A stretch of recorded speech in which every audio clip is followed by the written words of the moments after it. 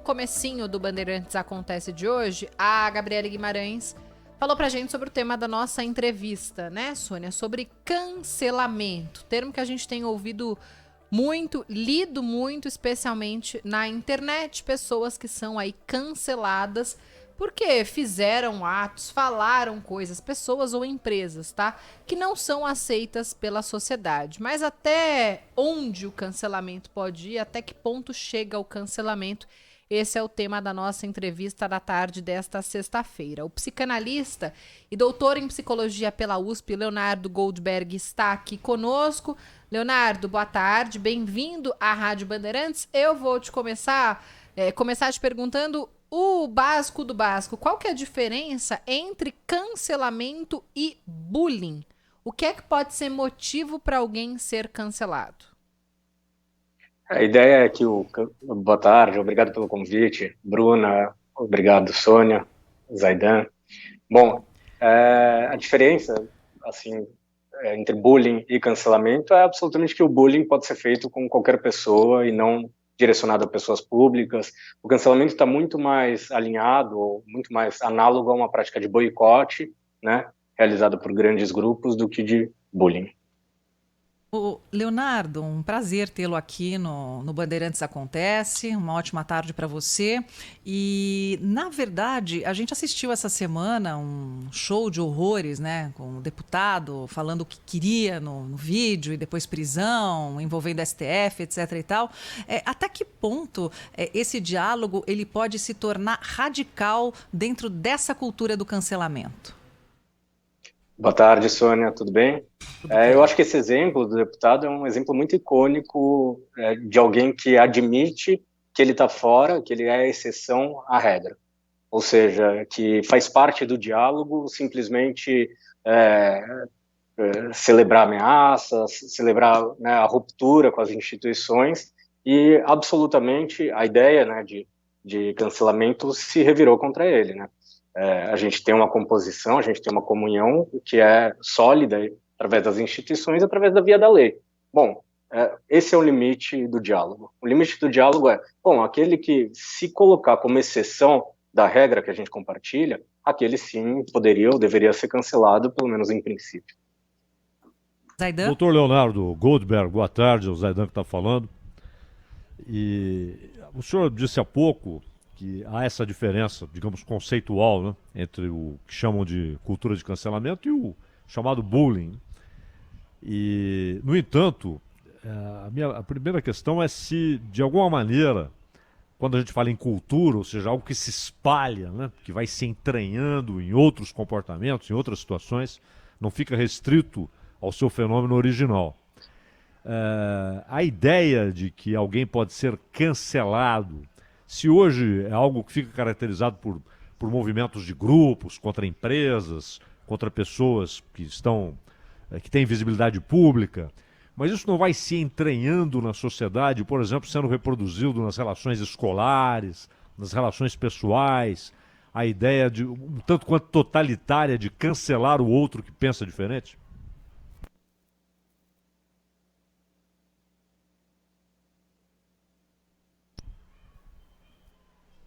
Perdemos o contato? Acho que perdemos o contato com o Leonardo, só que o Leonardo está aqui ainda no YouTube. Leonardo, você nos ouve? Eu escuto e eu vejo vocês. Ah, então... Normalmente. Você me ouviu? Você me ouviu, doutor Leonardo? Ele não está me ouvindo.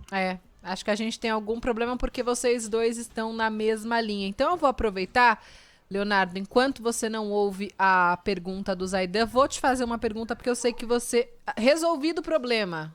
Zaidan, você pode repetir a sua pergunta para o Leonardo, por gentileza? Está me ouvindo, doutor Goldberg? Agora escuto, Zaidan, prazer. Boa tarde, prazer. Boa tarde. O senhor disse há pouco, o senhor mencionou essa diferença conceitual entre a cultura de cancelamento e o bullying, né? Mas eu perguntei para o senhor o seguinte, na medida em que é uma cultura, ou seja, algo que vai se embrenhando na sociedade, vai se espalhando para além do seu fenômeno original, né? O senhor explicou aqui, o cancelamento ele se caracteriza aí por movimentos de grupos, contra empresas, contra pessoas públicas. Mas não há o risco de que isso se espalhe também para as relações pessoais, escolares, e essa ideia totalitária do cancelar o que pensa diferente se torne algo banalizado, normal nas relações pessoais também?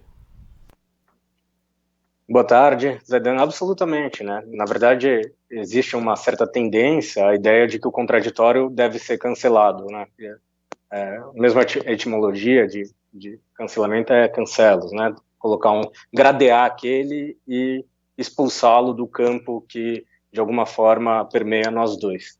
E, absolutamente, na verdade, essa ideia de lida com o contraditório, talvez a contemporaneidade é bem marcada, assim, pela nossa dificuldade de lidar com aquele que, bom, ele emite opiniões que, sabe, me pega no fígado, assim, é absolutamente contrário ao que eu acredito, aos meus pressupostos, e eu suportar isso e dialogar. E sim, existe uma tendência a gente tentar apaziguar os paradoxos, as contradições, porque absolutamente todo ser humano é paradoxal, contraditório, a gente é bom, é mal, e de alguma forma nas relações pessoais. A ideia de cancelamento nessas pequenas relações pessoais é o pior, o caminho disso é o pior. É o isolamento, o silenciamento. E as redes sociais potencializam essa tendência totalitária, né? Eu tenho a impressão que as redes sociais, elas aceleram esse movimento que é atemporal, né? A gente, enquanto organizações humanas e, né, permeado por instituições, a gente sempre lidou com cancelamentos, né? Sempre tiveram, né, seja do Estado, seja a excomunhão da religião, sempre existiu a ideia daquele que não comunga comigo, com opiniões análogas, ele vai ser excluído do meu campo. E, bom, com um dispositivo que transforma, né, o discurso em alguma coisa extremamente acelerada e, de alguma forma, imputa para o espectador, responde rapidamente, é claro que a gente vai ter uma intensidade e uma amplitude nessa prática. Leonardo, existe também, nisso que você estava falando para o Zaidan e para a Bruna também, enfim, o comportamento humano dentro de um universo digital. Então, hoje, muita gente, assim, o que se diz, né, começando aí nas redes, porque a pessoa quer ser um influenciador ou já é por natureza, que é aquela expressão lacrar nas redes. Queria que você falasse um pouquinho sobre isso. O que é lacrar nas redes e até que ponto lacrar é saudável para você emitir a própria opinião? Na verdade, às vezes você está atendendo um grupo, você está acenando aí para um grupo para ter o tal do like, mas você não está emitindo propriamente a sua opinião. O que você acha disso? Eu penso assim que o maior engodo, o maior erro contemporâneo são grupos, nichos muito específicos, né, que são muito homogêneos em relação à própria identidade, eles terem a ideia ou a dimensão de aspiração universal, quer dizer, eles terem a ideia de que todo mundo comunga com essas correções comportamentais que eles pressupõem. E, bom, essa ideia de lacração é quando alguém, né, vem com uma espécie de imperativo ou resposta e pareia com aquilo que mais pega no nosso fígado. É como se alguém se dispusesse a falar tudo aquilo que a gente não tem coragem, por um certo acordo comum, de falar. Não há nem ter coragem, assim. A ideia e a implicação de um reconhecimento social faz com que a gente... Bom, tem coisas que, em princípio, a gente não fala, a gente não é tão agressivo quanto contraditório, a gente não... E aí a ideia de lacração bom, eu vou falar aquilo que o meu nicho inteiro, eu vou falar a partir, né, da voz de um nicho. O problema é a aspiração universal disso. Fora disso, existem, assim, dezenas, centenas de outros nichos e a gente vai ter que lidar com eles. Não tem como silenciar, não tem como pegar o contraditório e falar, puta, isso aqui vai ser excluído do meu campo. Assim, esquece. Leonardo. A não ser que seja uma coisa muito uníssona, muito coletiva, assim, grandes revoluções, grandes, assim, que compactuam com, sei lá, 60%, 70%, 80% da sociedade, o que é muito raro. Eu queria, Leonardo, ouvir um pouco da sua opinião sobre o cancelamento seletivo. Porque eu vou puxar um caso aqui, a Sônia comentou o caso do deputado Daniel Silveira, que é o que a gente tem falado muito aqui, e é uma questão política que envolve o funcionamento do nosso país, enfim, uma pessoa que está lá, que foi democraticamente eleita para estar ali, para ocupar a função que exerce, então é um outro assunto, um outro aspecto.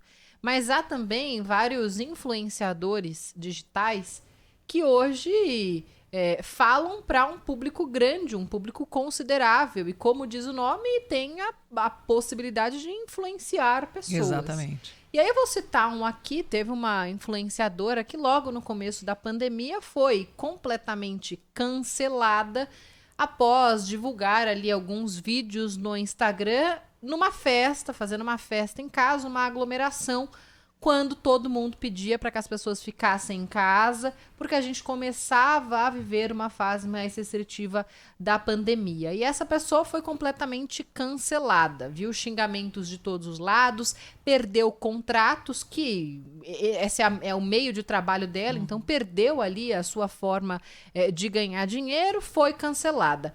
E muitas outras pessoas fizeram essa mesma coisa, aglomeraram, mantiveram, fizeram vídeos, postaram e não foram de jeito nenhum. cancelados.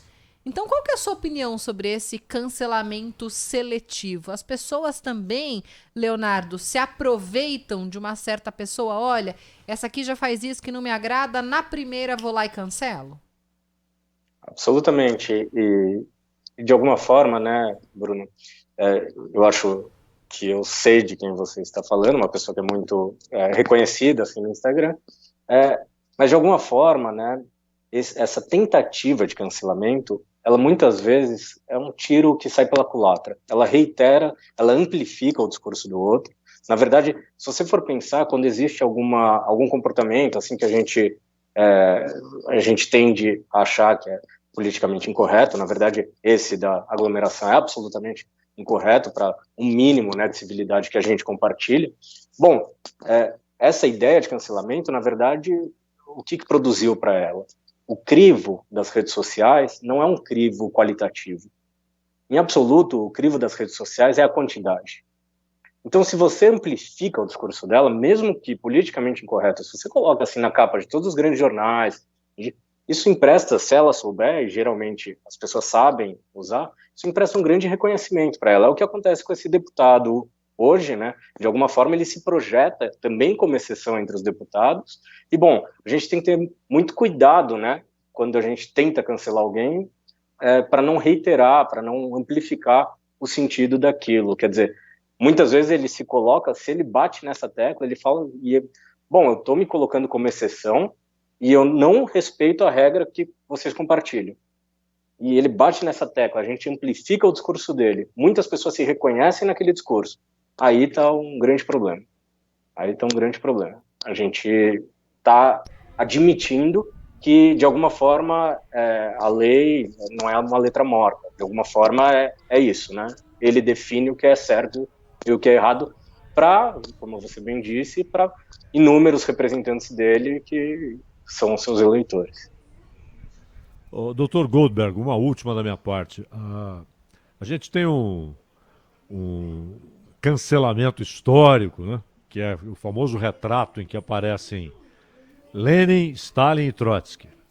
E depois da morte do Lenin, o embate do Stalin com o Trotsky, e o Stalin, já no poder instalado, o Trotsky foragido, ele faz desaparecer o Trotsky daquele retrato. Hoje isso é fácil de fazer com a tecnologia que existe.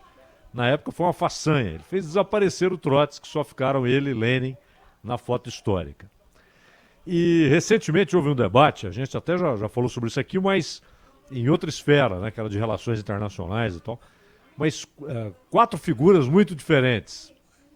O pensador russo Dugin, a chefe de governo da Alemanha, Angela Merkel, o presidente do México, López Obrador, e o jornalista, o Glenn Greenwald. São 4 pessoas muito diferentes entre si, com pensamentos políticos distintos, há poucas afinidades, inclusive, entre os 4, mas os 4 juntos denunciaram a mesma coisa, o que chamaram de ditadura do Vale do Silício, com a capacidade de Google, Facebook, Amazon, Twitter, de fazerem desaparecer pessoas por um tempo, uma espécie de um castigo, ou indefinidamente, né? E isso foi chamado por 4 figuras tão distintas de ditadura do Vale do Silício, inclusive com uma capacidade de influência política tremenda. Como é que o senhor vê esse aspecto, quer dizer, grandes corporações de alta tecnologia com esse poder de fazer com que pessoas desapareçam, como lá atrás o Stalin fez o Trotsky desaparecer de um retrato. Sim, Zaidan, e além de, né, desaparecer, e não, essa criação de dispositivos relativamente uníssonos, que a gente conhece bem, né, na União Soviética, em outros modelos de governo, eles reaparecem de alguma forma, sim. A gente pode fazer uma analogia com as redes sociais, mas eu acho que são estruturas relativamente diferentes. A coisa era muito icônica, né? Aqui, inclusive, no antigo Partidão, no Partido Comunista do Brasil, tem uma biografia da Isa Salles, chama Um Cadáver ao Sol. Um anarquista que interpela, né? Uma história muito interessante, que interpela Trotsky na própria União Soviética. Ele está lá como representante do Partido Comunista, e, bom, o Partidão aqui no Brasil diz: você, a partir de agora, como você interpelou, como você colocou, assim, sob suspeição o Trotsky, você passa a ser para a gente um cadáver ao sol. Quer dizer, a gente ignora, você é um morto-vivo entre a gente passa a ignorá-lo, você não faz mais parte do nosso campo político, e, bom, aquele que, de alguma forma, era a estrutura das redes sociais dele, era o Partidão, ele está ferrado, né? Então, essa biografia é muito interessante. Bom, as redes sociais, a questão existem outras redes sociais, existem outras possibilidades, assim. É claro que a estrutura das redes sociais, de alguma forma, o que se dispara, um certo progressismo político, que é oriundo lá do Vale do Silício, é o que eles consideram politicamente correto, mas, na verdade, isso é universal, né? De alguma forma, os grandes dispositivos políticos tentam reiterar o próprio sentido e eliminar e excluir o do outro. Agora, é isso, né? Para além do Vale do Silício, o Bolsonaro fica nas redes sociais, a grande força das redes sociais. Para além do Vale do Silício, o Trump, ele dispara através das redes sociais. Então, acho que é problemático fazer essas analogias diretas, porque a gente pode entrar facilmente numa coisa relativamente paranoica, assim. Se eles têm esse grau de poder, se eles têm essa estrutura, né, direcionada para o que eles consideram um certo progressismo contínuo, assim, porque esses fenômenos acontecem? Porque esses fenômenos populistas, líderes que se colocam como exceções das regras, eles ficam tão amplificados? É um paradoxo. Não, justamente isso que você falou seria a minha pergunta, Leonardo, nessa questão de você às vezes ficar constrangido de emitir a sua opinião, porque tem alguém. A rede social é para todos, ela democratizou. Tanto a rede do Trump quanto a rede de X, Y é a mesma coisa, quer dizer, em termos de você poder abrir uma conta. Mas muitas vezes a pessoa fica constrangida em colocar uma opinião exatamente porque tem esses grandes, né, no meio. Você acha que nesse ponto, então, essa democratização ela se torna relativa por esse constrangimento? Antigamente os debates eles eram acadêmicos, eram efervescentes, você chegava na faculdade, falava, outro dizia não, saía até briga no meio disso, como sai. Mas agora com essa polarização de você ter que falar sim ou não, isso ou aquilo, esquerda ou direita, se isso torna uma coisa assim muito... então eu não vou dar a minha opinião porque eu sou do centro e pode parecer que eu estou em cima do muro, por exemplo. Sim, e a própria estrutura das redes sociais, ela tende... A gente sempre supõe que o outro lá, ele pode gostar ou desgostar da gente, né? A ideia de curtir, comentar, quanto mais a gente curtido, mais é comentado. Se a gente atrela isso a um certo reconhecimento social, a gente depende das nossas bolhas, que tem intersecções com outras bolhas, né? Tem esquerda, tem direita, tem zonas meio cinzentas, só que a tendência é eliminar essas zonas cinzentas, é eliminar qualquer coisa que fuja de uma lógica da não contradição, assim, ou é sim ou é não, ou aquele cara, essas intersecções que, bom, o ser humano se a gente for definir o ser humano, ele é contraditório, ele é mesmo intersecções, é sim e não, não sim ou não. E, bom, se a gente está, de alguma forma, enquanto sujeitos numa estrutura que não admite talvez, esse sim e não, aí a coisa é muito problemática, assim, a direção é para dois polos e é o que a gente conhece como degradação política, como repetições do que a gente vive na contemporaneidade. Leonardo Goldberg é psicanalista e doutor em psicologia pela USP, aqui conosco no Bandeirantes Acontece para falar sobre a cultura do cancelamento. Leonardo, um prazer, até uma próxima. O prazer foi meu, muito obrigado pelo convite. Obrigada a Obrigado. você.